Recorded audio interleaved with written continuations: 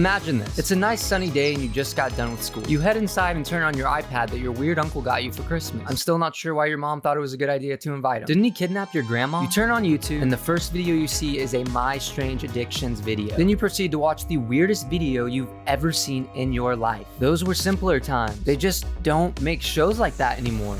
Or do they? Divorce Court, the show where people get divorced. I think she's crazy. And millions of people watch you get divorced. It's a win for everybody. But here's the thing. When I sat down, pulled up an episode, and started watching it, I was not expecting the first 10 seconds to immediately make me question this video.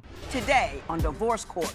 I love Dayla, and I'm here today so the judge can explain to her the duties and values of being a good wife. So let me get this straight here. You brought your wife to divorce court so you could have the judge explain to her the duties and values of being a good wife. I don't know why, but I feel like there's probably steps you could have taken before that to help your marriage. Steps to take before, bringing your wife to divorce court, like a marriage counselor or talking. And then we get to hear from his wife, Deva.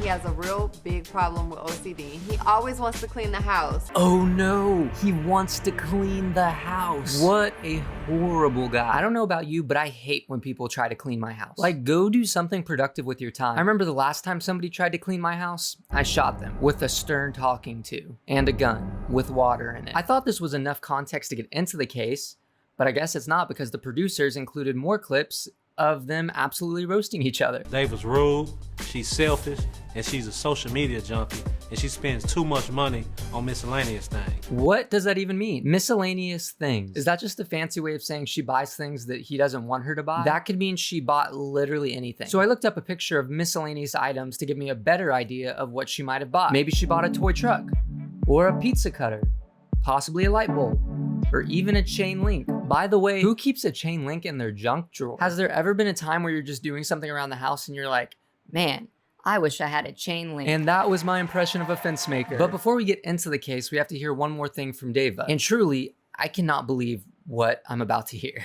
I want the judge to give us a clear understanding on our relationship problems, and I want everything to be resolved so we could be happy like we used to be. If their ultimate goal is happiness, then why are they going to court? Divorce court. I feel like this isn't something you do and then just forget about it for the rest of your life. Like, maybe you could go a couple of years down the line without mentioning it, but it's gonna come back up at some point. Hey, honey? Yes, dear? I think our son broke his arm. Could you call 911? Oh, just like you called divorce court on me? What? We don't have time for this. Our son is literally laying on the ground, writhing in pain. I had to step over him to get water earlier. It was kind of inconvenient. Not as inconvenient as divorce court. Please call 911. So we've been introduced to our two parties here, and so far, neither of them are really convincing me. But I have hope for them. Maybe one of their opening statements can convince us of who's right and who's wrong. So I met Mr. Brown about 10 years ago. I was at the mall and he was in a nice car with some big rims and some loud music. I seen him and I kind of waved him down and he approached me. We exchanged numbers. Okay, wait a minute.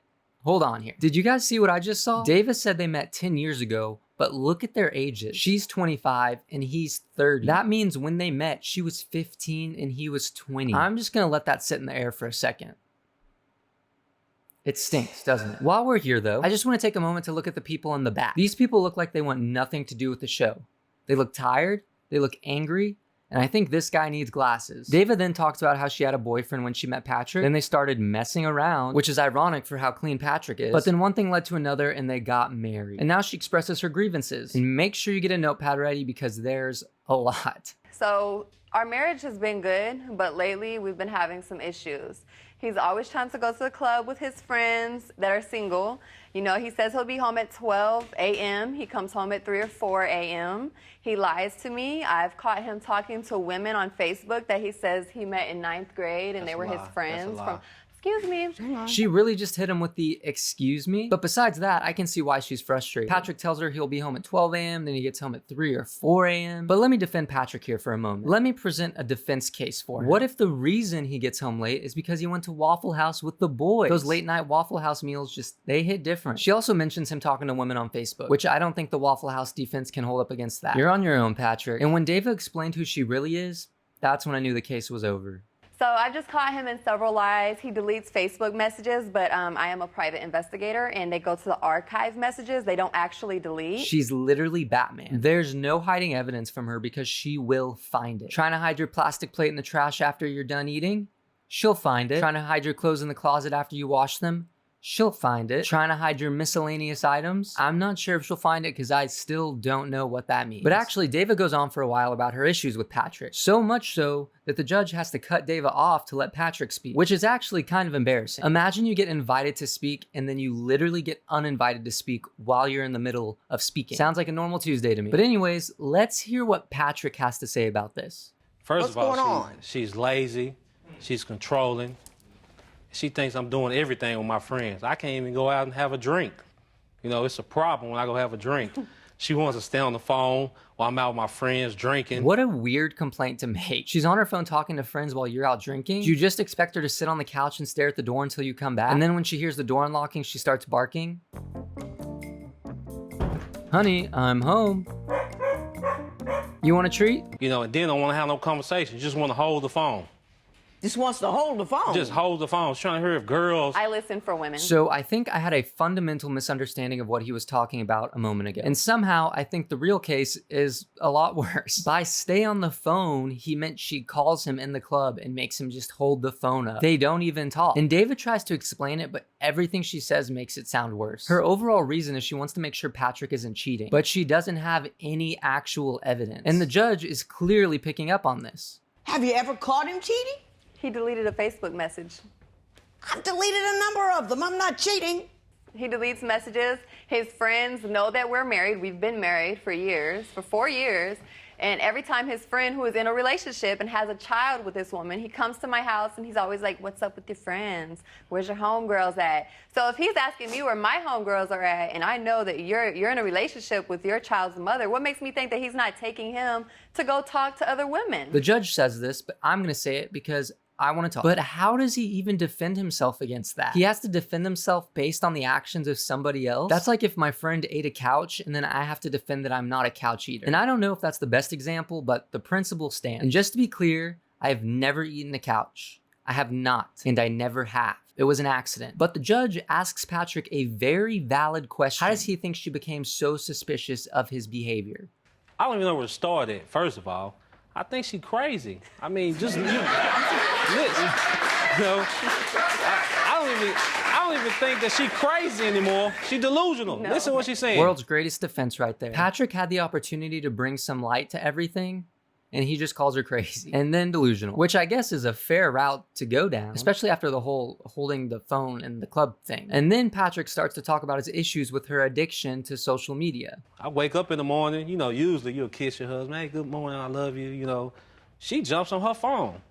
If I wake up first, I kiss her. You know, I don't get on my phone, I kiss her, you know, rub on or whatever. Very interesting way of wording that. I rub on her or whatever. I don't even want to get into what that means. It probably means like back massages or something. But it's funny that he says that because I think that's actually a really big problem with a lot of people these days. They wake up and immediately get on social media. There's a whole video that could be made on things like that. But this channel is for important issues, like divorce court.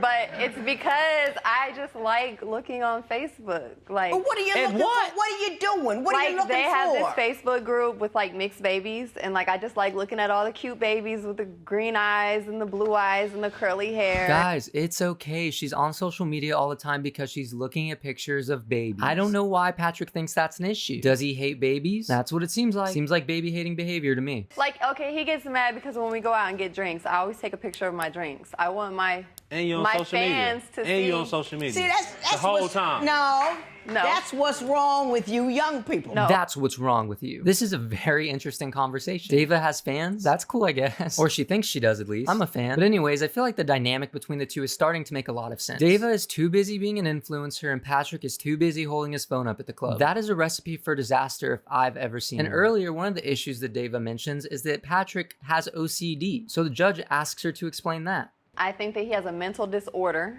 I think that he needs to be evaluated for that. He cleans up too much. He wants to, let's scrub the walls. It's 8 o'clock in the Let's morning. scrub the Like, walls. Ms. White, Okay, yeah, that is kind of a lot. Patrick wakes up and thinks about cleaning. And by the way, the people in the back still look so disinterested. Like they really don't want to be there. Which, to be fair, I don't know if I'd want to be there either. But then they show a picture of the apartment and it looks just like a normal apartment. Like a clean apartment. And Dava says that's too clean. Look at who Who does that? Like, look at the pantry. What's wrong with that? What do you mean? What's wrong with that? I hired a woman to do that. The for coin me. goes with the Oh, man. I did. Yeah, Dava, you're losing me now. I like myself a clean cabinet. And the vibe I'm getting from this show is just back and forth. You think one person's at fault, and then they say something wild. And then you think the other person's at fault, and then they say something wild. It's like a game of ping pong, except we're the losers. And then they actually show us a picture of Dava's dirtiness. He What is waited it? until our daughter dirtied the room to take pictures. What? That's a lie. My What? baby did That's that. her closet. My daughter did that. Yeah, that is a little messy. I don't know if cleaning was ever involved in that closet, but at least the zebra suitcase is looking good. If it was tipped over, I think I might have lost it. So we spend a whole lot of time talking about clubbing and cleaning, but there's another big issue we need to discuss. Patrick says Dava embarrasses him in public. It scares me when we go out to drink. You know, we'll go to a bar where they cook, you know, and they have drinks. She'll order some food. If it's not how, like she went to Miami, you know, she travels a lot. So if she go to Miami and eat something and they, you know, they cook it good at a French restaurant, and then we go to Dallas and she get that same meal and this, you know, cola, well, this is not the way it's supposed to be cooked. It's supposed to be cooked at this temperature, and it's not how it's supposed to be. You need to take this back. Matter of fact, just bring, you know, they can't even take the meal back and warm it up. She asking for the manager. Imagine if you did that at McDonald's. Like you ask for a Happy Meal and then you get it and you don't like it, and then you tell them how they're supposed to make a Happy Meal. This is the wrong toy. Bring it back to the kitchen. Get a manager. I would be scared to go out in public with her too. But the absolute wildest thing is that at the end of the case, nobody wins. You love each other. You're going to stay together. You know, keep it. You know, take her home. You know.